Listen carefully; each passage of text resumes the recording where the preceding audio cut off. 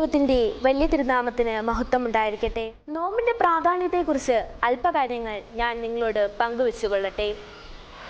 വിശുദ്ധ മത്തായി 4:4 കർത്താവ് പറയുന്നു, മനുഷ്യൻ അപ്പം കൊണ്ട് മാത്രമല്ല ദൈവത്തിന്റെ വായിൽ നിന്ന് വരുന്ന ഓരോ വചനം കൊണ്ടും ജീവിക്കുന്നു എന്ന്.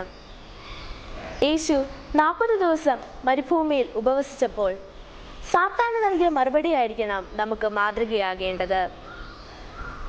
ഒന്നാമതായി, ശാരീരികമായ വിശപ്പിനേക്കാൾ ദൈവവചനത്തിനായുള്ള ദാഹം നമ്മിൽ ഉണ്ടാകുവാൻ നോമ്പ് നമ്മെ സഹായിക്കുന്നു. യോവേൽ പ്രവചനം 2:13 ഇങ്ങനെ വായിക്കുന്നു, നിങ്ങളുടെ വസ്ത്രങ്ങളെയല്ല ഹൃദയങ്ങളെ കീറി ദൈവമായ യഹോവയിലേക്ക് മടങ്ങി വരുവീൻ.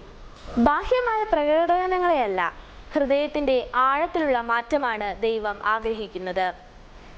രണ്ടാമതായി, പാപങ്ങളെ വെടിഞ്ഞ് ദൈവമായ യഹോവയിലേക്കുള്ള ഒരു മടക്കയാത്രയാകണം നമ്മുടെ ഈ നോമ്പുകാലം.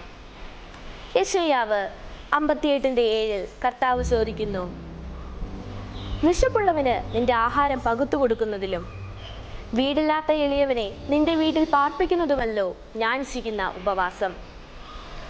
അയൽക്കാരനെ സ്നേഹിക്കാത്തവന്റെ നോമ്പ് ദൈവസന്നിധി സ്വീകാര്യമല്ല. ദൈവത്തോടുള്ള സ്നേഹം നാം പ്രകടിപ്പിക്കേണ്ടത് സഹോദരങ്ങളോടുള്ള സ്നേഹത്തിലൂടെയും കരുതലിലൂടെയുമാണ്.